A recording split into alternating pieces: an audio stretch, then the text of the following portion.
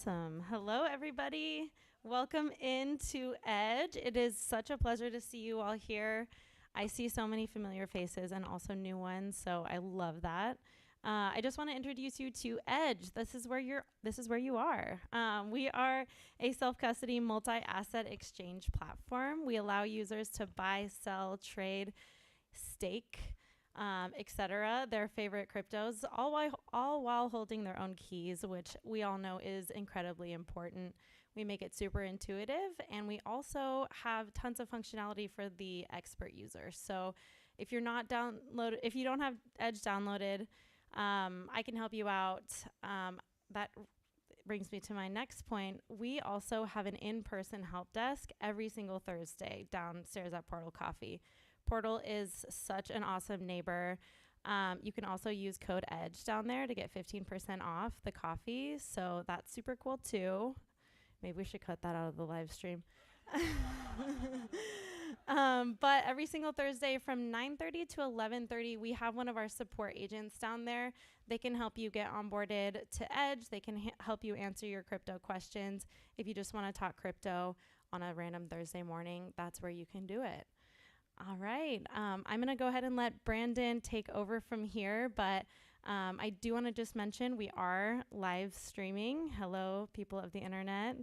If you have a question, it's best if you let me get to you with the microphone so that they can hear your question as well. If I don't get to you in time, I'll just ask the speakers on stage to just repeat the question. So just a little bit of housekeeping. Other than that, I'll let Brandon take it away. My name's Brandon. I'm San Diego's Chainlink community advocate. Thank you all, first off, for coming out here tonight. We're extremely excited to have each and every one of you, so thank you. And we have a very special treat with us this evening. I am joined by Anna Wroblewska. Yes, you did it. That was brilliant, Brandon. He did really good, guys. See you guys. We are joined by Anna, the Chief Marketing Officer at Krypton Labs. So how about a big round of applause for Anna for being here tonight? Well, Anna, thank you so much for being here today. I'd love to just start this discussion by asking you why Krypton Labs decided to partner with Chainlink Field Program. What are you most excited about, and what are you looking to get out of it? Well, so first of all, thank you so much. It's really great to meet all of you guys. It's wonderful to be here. We love Chainlink. I'm sure you've heard Michael talk about Chainlink. You are an integral part of what we're building. So our technology relies on Chainlink's decentralized Oracle network in order to run our computations, which are quite large and rather sophisticated. So we need a lot of computational power in order to do that. So that's just kind of the baseline entry point to how we came into the Chainlink universe. In terms of why we're so excited to work with you guys, we're trying to do something very innovative and build something that's very new and has never been seen before. And that's something that requires a lot of deep thought. And the people of Chainlink are kind of the number one asset that you really have. Everybody that we work with there is just a star in their field. And you have a lot of legitimate global thought leaders at Chainlink that we can learn from, that we can talk to, that we can improve upon our product with. And then, of course, the second aspect to that is the people of your community. You know, the Chainlink community, we have learned, is comprised of very passionate, intelligent, curious people who have a lot of thoughts about how Web3 should evolve and have a lot of feedback to offer. And that introduction to that community to help us make a better product and to help us contribute as much as we can is a huge opportunity for us. Wow, thank you for those very kind words. I appreciate that. So the topic of this panel is building a scalable, decentralized financial system. Can you start by telling us why a decentralized financial system as a guiding philosophy is important to you, and what do you think needs to be true in order for this to play out? So we all kind of came to DeFi in different ways through different roads at Krypton. We all resonated very strongly based on our past experiences with this idea of trust minimization, transparency maximization, and the potential to remove some of the unnecessary intermediaries in the financial system. However, that philosophy alone is not enough from our perspective. So the second part of that is cost. In order, what needs to be true? In order to grow, it is our belief that there has to be an economic value to being in DeFi, right? The cost of transacting in DeFi has to be at least as good as what you can get everywhere else, if not better. And that's one of the problems that we're trying to solve.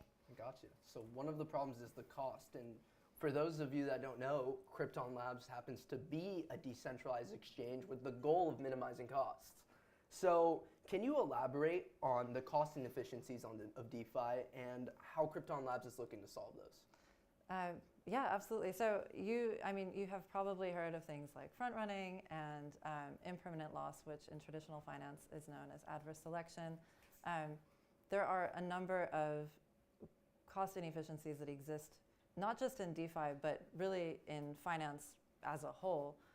Some of those are more magnified in DeFi thanks to the architecture of what we're dealing with, but they're not new problems. These are essentially economic problems, right? They require an economic solution, right? So they're not a technology problem. It's not something you can put a patch on. In traditional finance, we try to mitigate them with regulation, with mixed results. And our approach has been, let's look at it from at an economically foundational level and build something that addresses the problem at its root.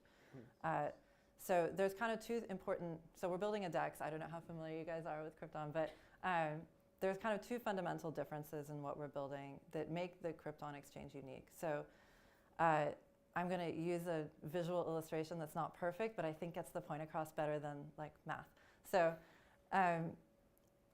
one of the things that we do differently is we execute transactions as a continuous flow over a period of time rather than as an instantaneous lump sum. Mm-hmm. No, Am I talking too much? No, not at all. No, it's great. Just elaborating off your gestures. Right, Sorry. nice. No, you're great. So in a traditional exchange mechanism, it would be like I'm throwing a ball to you, right? The ball is whatever I'm selling, you're buying. The ball is whatever I'm selling to you. And it leaves my hand all in one moment and then enters your hand all in one moment. On Krypton, it's more like I have a bucket of water and you're buying the water and you have a bucket and I'm pouring it from mine into yours, right? It's a flow over a period of time. Like it cannot happen in one instant. And that flow is made up of many infinitesimally small droplets or molecules or however you want to split that up. So that's difference number one. Difference number two is that flow, how fast I want to transfer that water or how fast you want to receive that water, like how fast I dump it, that's a public market signal on Krypton. In economic speak, what that means is that we are turning your urgency to trade into a public signal that the market can digest. So rather than our demand supply curves being price and quantity as a function of quantity, it's price as a function of speed. And there are two really important implications of that. Number one, if you want to front run on Krypton, you will move the price against you. Number two, if you want to take advantage of a short-term information signal, like say you have 3 seconds to monetize a signal that you received that the market hasn't processed yet, you will also move the market against you because everybody will know what you're doing before you've had a chance to execute your transaction. So this has an immense impact on cost. And again, it's an economic mechanism. Like you put this machine together, it's like a perpetual motion machine, right? You set it in motion and it just functions. It doesn't need an overseer. It doesn't need any patches put on it because the problem has been solved at the root. That is really immense, and that wasn't my idea. That's Michael, one of our co-founders. That's his idea to put it together in this way. But it has an immense implication for what is possible in minimizing transaction costs, not just in DeFi, again, but this is an innovation that we think could have an impact on finance as a whole. Wow, that's super cool. And I was looking over your guys' website and I saw the like demo that you had that was also on your YouTube channel, and it shows like the time function. And I just thought that was so cool, that continuous flow of time. It's really interesting. It's super innovative, and that's awesome. To kind of shift gears a little bit, in light of the recent events with FTX not being aligned with the ethos of Web3, So permissionless, trustless, self-sovereign, immutable, in that truth is greater than trust. How does Krypton utilize Chainlink's products, and what kind of values does your company stand for? So I might answer that in a slightly more general way than you want, but look, FTX is like, what a debacle, right? And one of the unfortunate aspects of it is that this is not a new story. You know, I've been around long enough to have seen similar stories play out with different characters and different situations. And again, there's kind of this economic misalignment, but it's also this legacy of all of our financial institutions are built on the idea of trust. I have to trust my counterparty. I have to trust that my custodian's not going to steal my money. I have to trust in your brand, or in I think Sergey in an interview said, like, you know, the shiny glass buildings, right? And what is so immense about trustlessness or about trust minimization and DeFi is that we can remove that entirely. But again, it's our view that the philosophy isn't enough, right? The cost has to make, the economics has to make sense in order for that to be compelling enough to change the way the world is doing things. So this is the kind of thing that requires a lot of deep thought, right? Designing an economic mechanism from the ground up that is different than anything that has ever been put into production is a deep issue. And one of the reasons, again, just coming back to the people of Chainlink, that we're very eager to work with you guys is because you think about things in the same way. It's with a great deal of depth and with a great deal of breadth and a vision for what is yet to come. So if we're trying to build a critical piece of financial infrastructure with you, it's very important to us that we're partnering with a company that thinks about those things in the same way. So That's awesome. There's product implications, of course, on a practical level, but that's really the heart of the issue. Okay, cool. That's really interesting. You guys are so innovative across the space, you know, what you guys are doing. And so your CEO, Michael Nawatney, recently was on NASDAQ, where he shed light on how you guys are working with Chainlink to bring more institutions to DeFi. How do you, as a marketing officer, how are you preparing for this transition? Okay, so again, you hear me talk about cost, and this is very important. Institutions, as a general rule, and they're not homogenous by any means, tend to make decisions based on economics, right? Especially financial institutions. But in practice, that's really just the starting point. So, you know, we can enter in with this whole, you know, this is going to be better for you economically, but especially in, you know, people who aren't already in DeFi or who aren't already in crypto have a million questions about security, about robustness, about, you know, why should I even be here? Like, where is this going in the future?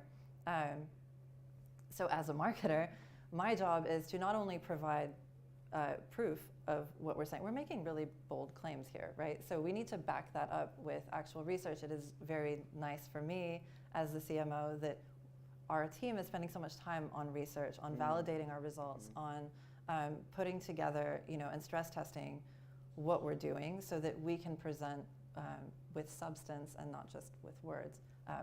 You know, truth, not trust, to steal your Turner phrase. So that's a really important part. But the other important part of that is demonstrating the robustness of the system, right? This isn't something that's here today, gone tomorrow. And, you know, again, this is from a marketing standpoint, again, we turn to Chainlink. It's the same thing. You have to demonstrate that what you're building is actually going to withstand the test of time. And we want to build something that is not, you know, gone in a few years. We want to build something that is going to be around, hopefully forever, as a method of trade, as the main way to trade.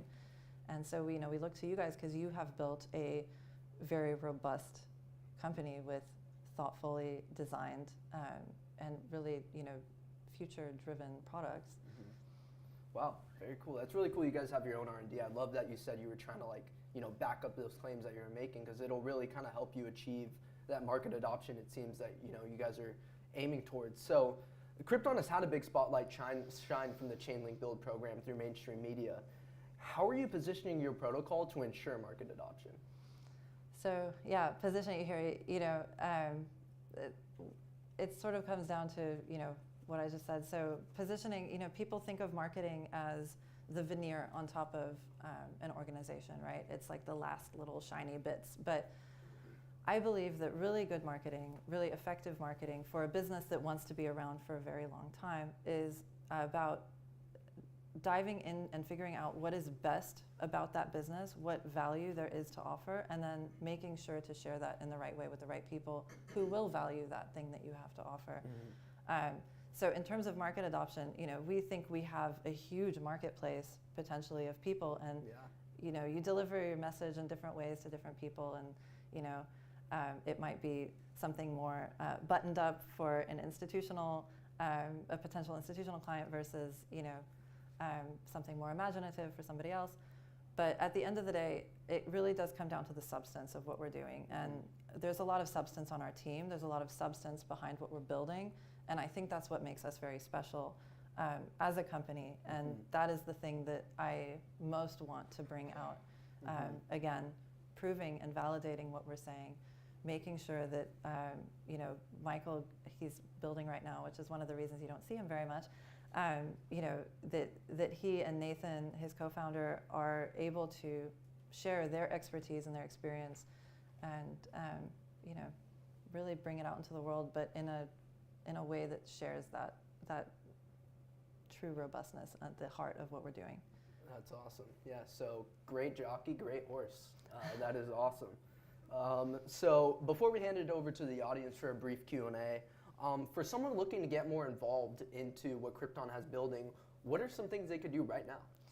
So as I just said, we're very deep in build mode. There's a shitload of math, that's a technical term, obviously, involved in what we're doing. So we're very much in the thick of that right now. I would love it if you guys could follow us on Twitter. That's where we'll be sharing build updates and other news and things that are going on at the company. It's Krypton Protocol. And for everyone that's here tonight, just let me know that you're in San Diego. We can take a selfie, and I would love to send you a gift just as thanks for giving me the stage and giving me your time and being here with us tonight. That's awesome. So I think now is a good time to hand it over to the audience for a brief Q&A. Anybody? Here we go.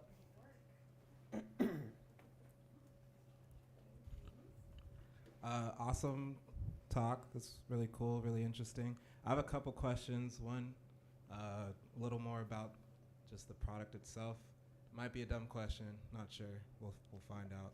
What's the range of time a user can choose when making a swap? Does it go from like instantaneous to like over the course of a month or a day, or? So it'll depend on the pair, right? So one of the things that we're really committed to doing is trying to make this as simple to operate as possible, right? So that you don't have to learn a bunch of optimizations just to execute a simple transaction. So what our user interface will do is provide you with a suggested trading speed, so which will deliver to you then like kind of an estimated time of arrival, if you will, and then from there, within a certain bounds, give you kind of the optionality to make it longer or shorter, depending on what you have decided you wanted to do. Thank you. Okay, last one for me is, what, if anything, is the most challenging, or what are the most challenging concepts you feel like you have to explain to your users in order to kind of help them see the value of the platform, and also just how to use it? I think you kind of drilled in a little bit about, like understanding the security and robustness of it, and maybe the reason or value of using it. But I'm wondering if there's any like specific challenges you find in conveying the message. I think with any really math-driven, sophisticated product, one of the challenges is finding a way to distill everything around it into kind of a succinct message that like you and I can quickly connect on, right? So there's a lot of optimizations going on in the background of Krypton. You can make it as complex as you want, if you wanted to dive into all of those. And just the concept itself of using trading speed as an indicator of continuous flows over time. This is stuff that isn't, on day one, I wouldn't have been able to explain that bucket metaphor so quickly to you, right? It evolves as you talk to people, but I would say it's a challenge that's shared by any complex technology or strategy, which is how do you distill a lot of jargon and math and information into something that we can connect on easily. Yeah, that's great. Thank you. Yeah, thank you. Right, any other questions? And we have one right in the middle too. Either or. Okay. We'll get you after James. Mine's easy. What's your timeline? Oh, I have been told that I'm not allowed to give a timeline. So there's kind of, I don't know if you're curious to know, but there's an exchange itself, but there's kind of 3 different components to what we're building. So there's that, and again, to make it easier to use, we're also building a market making bot to help with inventory management and the kind of optimizations that market makers face. As well as an order execution bot for traders.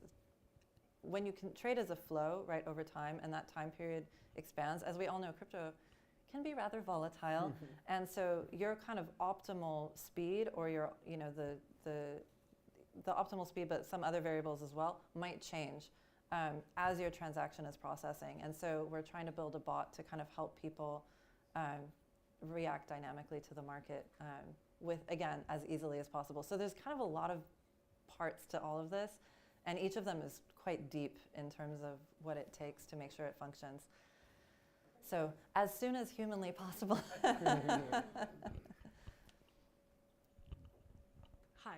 Hey. I wanted to ask, if I understand it correctly, it sounds like you're basing financial benefit based off of behavior.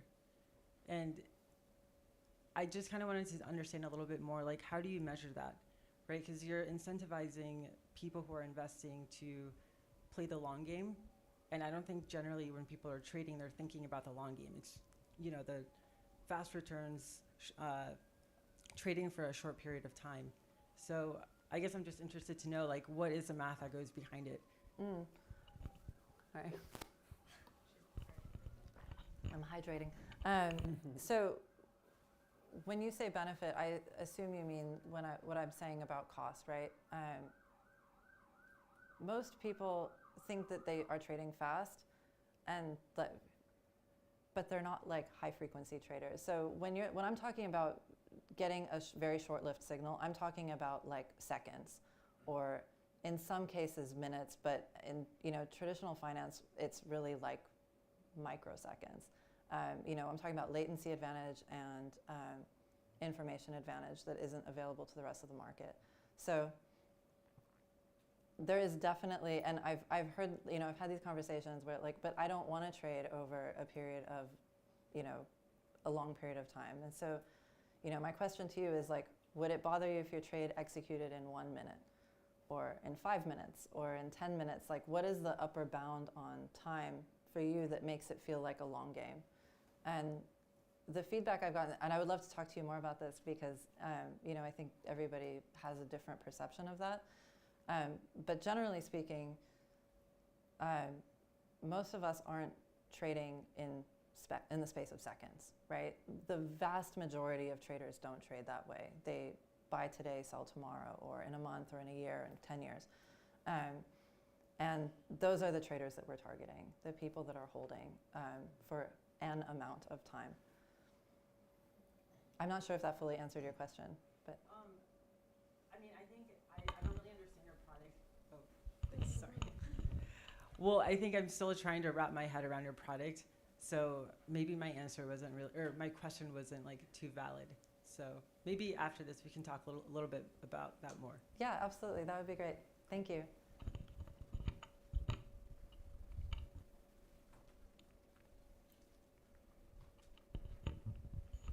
Hi, thank you very much. My question really kind of, it's similar to that. I was going to ask, who do you see as kind of the ideal target for this product? I think you sort of just answered it in that last question. It leads me to the next one, which is when you talk about reducing cost and trading in this sort of flow, what does that mean in terms of fees and when a fee actually happens for, over the course of a trade? Like, how do you actually calculate the cost of a trade when you're doing a flow? Oh, so that's super interesting. On the way that we're structuring Krypton is with like a flat price, right, per trade. When you trade anywhere else, you encounter your fees, right? Then you have gas on top of that. And then what you often are also encountering is issues of price slippage. So the price you wanted versus the price you got, that's a cost. You don't always see it, but you are paying it. And then, the cost of front running. So you might, similar to slippage, but there's like the inefficiency cost and then there's the actual cost that you're paying. Liquidity providers face the same thing on a slightly different way. So, on an AMM, there's impermanent loss. And again, this is adverse selection everywhere else. Liquidity providers, market makers face it everywhere they go. How we compute that cost is, thank you to DeFi, everything is transparent, right? So we have all the data, and what we need to do is figure out how to crunch the numbers. I think some people have done this already to some degree. You do have to be careful about how you define certain types of costs, and so we're going through that process right now. And that's actually a very critical part of proving to ourselves that our product is good, and then later proving to you that our product is good.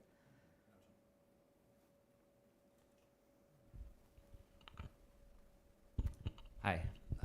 Will your product be aggregating other DeFi pools, or are you having your own liquidity providing that users will be engaging with your protocol?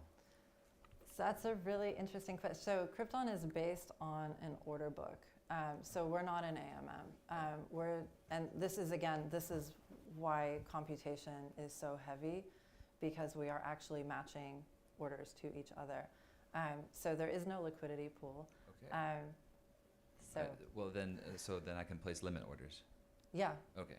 And then that would be similar to the flow, except it happens at that one price?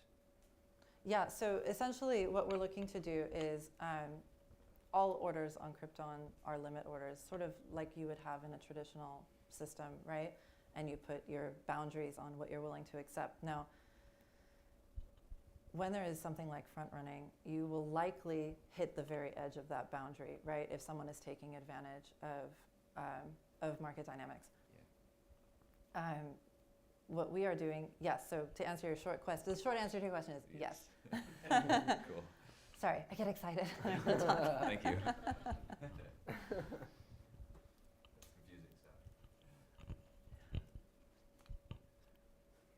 I'm a little confused now with the not doing an AMM, which is kind of cool, but what's your position on regulation, especially if you're talking to institutional folks?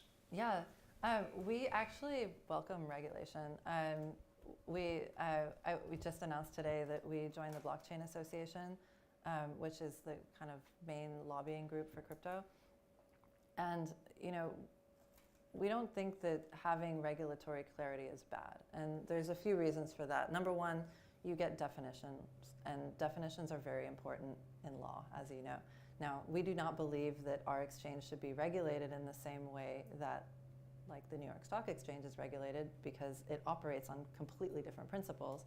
But in general, we are very positive about the idea of regulation and about helping regulators to understand what are the differences between DeFi and centralized finance. What are the benefits of DeFi relative to centralized finance? We think those definitions are important. We think I guess there's not a veneer, but like it helps with adoption. When people understand that there is some regulatory structure in place, that there are rules to the game, like they feel more comfortable. Institutions, certainly as regulated entities, feel more comfortable. And we believe that we have something very special. Is that me? Sorry. We believe that we have something very special to offer in the sense that our mechanism is, in a sense, self-regulating, right? We provide better outcomes for individuals without the need for an outside overseer. And that is kind of the poster child, in my personal view, of what is possible in DeFi and what makes Krypton special.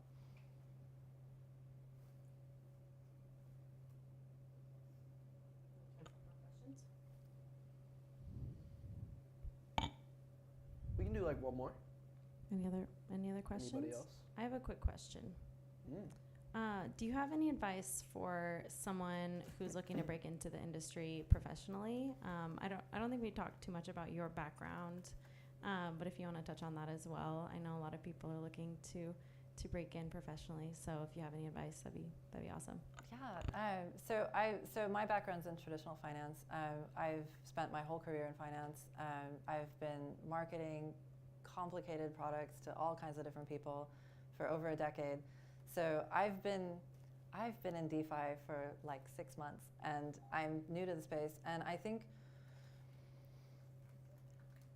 it's a good time. Like, I know it's a bear market and things are really crazy right now, but I think there's a lot of opportunity to bring different skill sets into crypto, right? I'm a marketer, I'm a finance person, I have a certain point of view and a certain set of experiences that I think can contribute to what we're doing at Krypton and to what we're building all together. Similarly, I think a lot of people can offer a lot to the space. So in terms of breaking in, I mean, I don't have like great advice on career boards or who you should talk to, but what I can tell you is that you probably have a skill set that is valuable. This is a nascent industry, and there's a lot of opportunity, and I think having more really smart and excited people is a really good thing. Thank you. Cool. Well, how about a big round of applause for the CMO of Krypton Labs, Anna? Thank you, guys. Awesome. Well, thank you all of you guys. Any additional questions can be answered during the networking session. Please feel free to continue the conversation on Twitter, Discord, Telegram, @Chainlink, or @Krypton Protocol. And let's grab a drink and hang out. Sounds good. Thank you. I do have a quick announcement before we break out. Thank you guys so much. This was amazing. No, you're totally good. Totally good. I love your advice on breaking into the space, and I was just on an interview talking to someone about how, when many of us were in high school and college, you couldn't really dream about breaking into this industry, but it's here, and I totally agree with you that we need so many different skill sets, and the skill set that you have is super valid. And yeah, I think the second point I wanted to make was I really want to encourage you guys to not just network for network's sake, but really try and build relationships in these meetups. Our CEOs, our co-founders of Edge, actually met at a meetup just like this. When you're building those relationships that are truly, deep, and you're actually interested in what the other person is saying, you never know what could come out of it. So I just wanted to encourage everybody before we do our networking to just find that common ground with one another. Other than that, our next meetup is on January 31st. We don't have anything between then, so a little bit of a slower month this month, but I hope to see you guys on the 31st. It's a Zcash meetup. So, all right, enjoy.